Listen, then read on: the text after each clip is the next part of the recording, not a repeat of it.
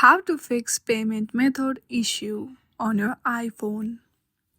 If you are receiving the message like your payment method was declined or update it or provide a new payment method and try again issue on your iPhone or iPad, then this video is to solve it.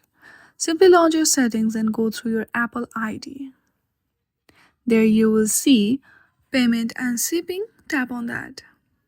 You will have to wait for few seconds and then you have to verify with your Face ID or passcode.